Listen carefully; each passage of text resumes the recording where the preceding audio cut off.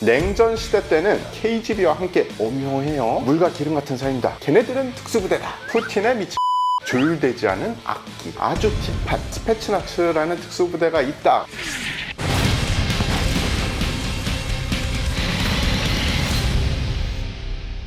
특수부대 인맥부자 태기자입니다. 지금까지 세계 곳곳에 있는 저의 지인 네트워크를 풀 가동해 생생한 특수부대원들의 이야기를 전달해 드리고 있는데요. 오늘 소개할 특수부대 지인은 바로 러시아 최정예 특수부대 스페츠나츠입니다. 러시아 스페츠나츠로 활동하다가 저와는 미국에서 만나게 된 월터라는 친구인데요. 미군 특수부대원들과 전술을 겨루는 미국 TV 프로그램에 전술 코디네이터로 참가하여 미국 내에서 가장 유명한 러시아 스페츠나츠 출신 중에 한 명입니다. 월터에게 들은, 그리고 전직 스페츠나츠 대원들에게 들은 아주 딥한 이야기를 지금부터 시작하겠습니다.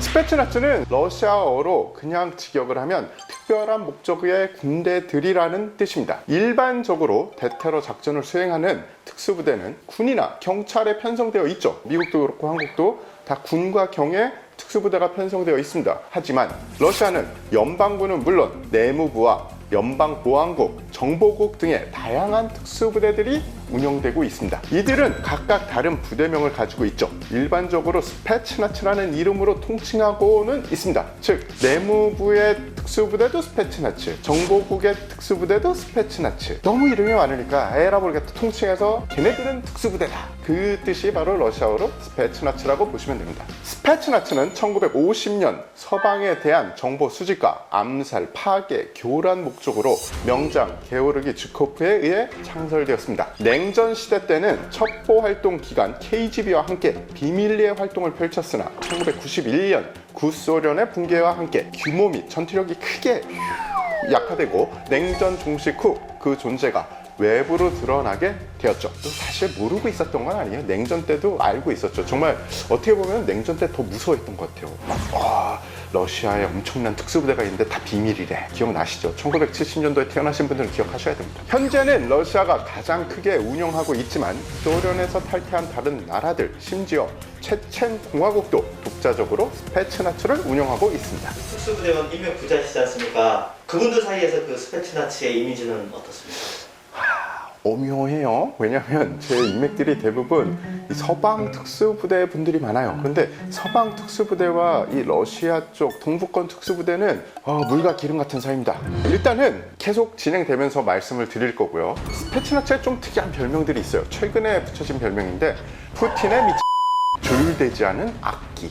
별명에서도 감이 좀 오죠. 냉전 후 스페츠나츠와 함께 가장 먼저 훈련을 해본 미군 특수부대원 중에 한 명이자 아주 유명한 전술 교관인, 그리고 저의 지인인 마이크 페너는 그들에 대해서 이렇게 이야기를 했습니다. 첫인상은 군인 그 자체, 그냥 군인을 딱 깎아놓으면 그렇게 생겼을 것 같대요.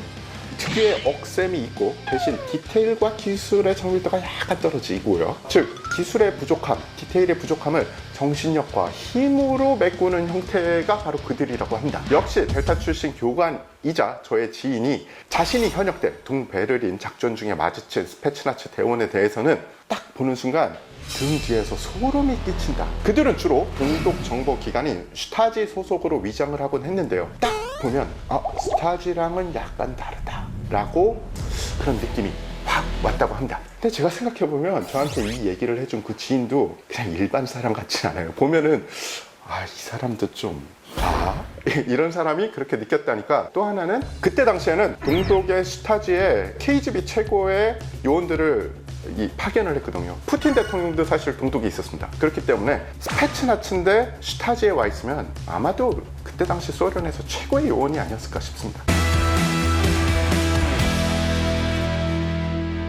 스페츠나츠는 현재 러시아 연방군, 연방보안국, 대외정보국, 국방부 총정보국 등에 나누어서 분포되어 있는데요. 주로 전략시설물에 대한 정보 수집과 파괴, 후방교란, 요인 납치 및 암살 등의 임무를 수행하고 있습니다. 이 중에 잘 알려진 스페츠나츠에 대해서 간단히 설명을 해드리자면, 일단 연방보안국 FSB부터 가겠습니다. FSB는 다 잘 아시죠? KGB 뒤이은 게 FSB라고 합니다. FSB에는 두 개의 스패치너츠가 있는데 하나는 알파, 하나는 빈펠입니다. 알파는 주로 대테러 작전을 하고요. 빈펠은 약간 하드코어한 요인 납치, 암살, 공작 임무를 주로 합니다. 국내에 몇 개나 있는지는 모르겠습니다. FSB의 알파 부대 표식이죠.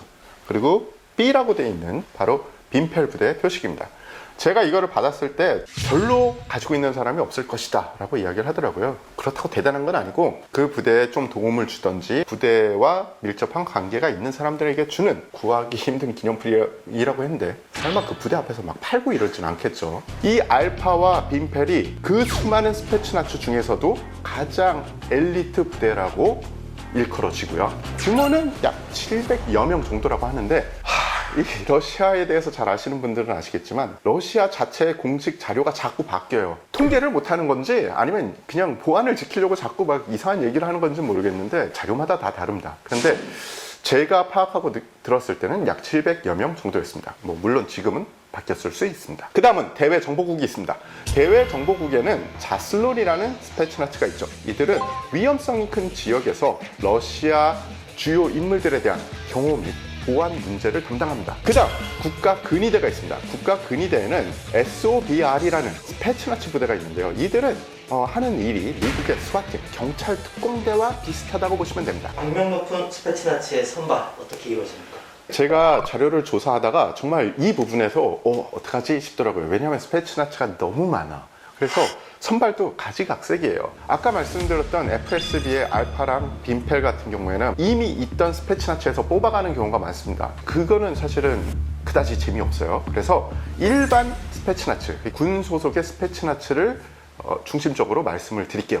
러시아는 잘 아시듯이 징병제이기 때문에 신병 중에 차출이 되기도 하고 지원자 중에 선발되기도 합니다. 체력 평가와 함께 전통적인 심리 테스트를 통과해야 신병 훈련에 참가할 수 있는데 스패츠나츠의 신병 훈련은 아주 거칠고 구타가 아직도 만연해 있기로 너무 유명합니다. 몇 가지를 소개시켜드리자면 한밤중에 막사에서 맨발로 쫓겨나서 화장실에서 자거나 때릴 도구가 그렇게 많은데도 숟가락 포크를 이용해서 구타를 당하기도 하는데 이 모든 게 인내심을 기르는데 아주 좋은 훈련이라는 게 이 전직 스패츠나츠 장교의 설명이자 핑계인데요. 개인적으로 그다지 이해는 되지 않아요. 신병들은 종종 공격견에 쫓겨서 폐허인 집에 지하 공간으로 들어가야 하는 경우가 있는데요. 그냥 이게 지하 공간이냐? 아닙니다. 이곳은 친절한 러시아 스패츠나츠 교관들로 하여금 빈틈없이 피와 동물의 썩은 살점으로 범벅이 되어 있어서 공포심이 아주 그냥 극도로 치솟는다고 합니다.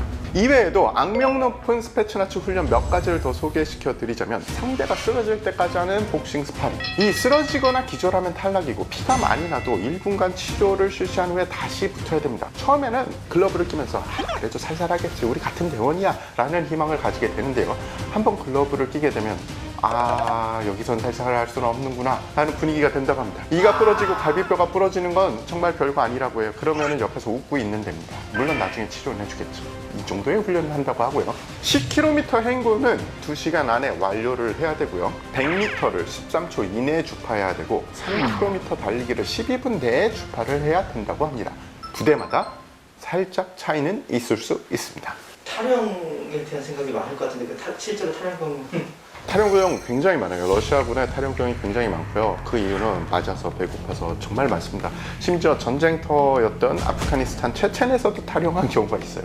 아무리 스패츠나츠 특수부대라고 해도 극한의 상황에 몰리게 되면 게다가 나이 어린 징집병들은 어쩔 수가 없는 거죠. 유난히 심리적인 부분이 좀 강조가 되는 것 같아요. 심리를 특수부대가 중요시하는 이유 중에 하나는 체력적으로 강인한 인간들은 많아요. 하지만 극한 상황, 전투 상황 혹은 내가 누구를 죽여야 되는 상황, 그러면서도 명령을 수행할 수 있는 상황에 처하게 되면 특수부대원이 될 수 있는 심리를 가진 자질들이 있습니다. 그 자질을 가지고 있는지 안 가지고 있는지를 파악하기 위해서 심리적인 요소를 많이 넣는 거예요. 어쩔 때는 체력 훈련에 넣기도 하고요. 어쩔 때는 팀 훈련에 넣기도 합니다. 그런데 일반적으로는 알 수 없죠. 그냥 힘들어 혹은 A 지점에서 B 지점까지 이동하는데 그 안에 굉장히 많은 이 훈련들을 집어넣어요. 근데 어떤 훈련은 그 누구도 성공할 수 없는 훈련을 집어넣습니다. 그러면 교관들은 뭐를 볼까요? 훈련병들은 내가 그 태스크를, 그 임무를 완수를 못했네 라고 계속 생각할 수도 있겠죠. 하지만 어차피 완수할 수 없는 임무를 주고서 임무를 수행을 완수 못했을 때 어떤 행동을 보이는지를 교관들은 보는 겁니다.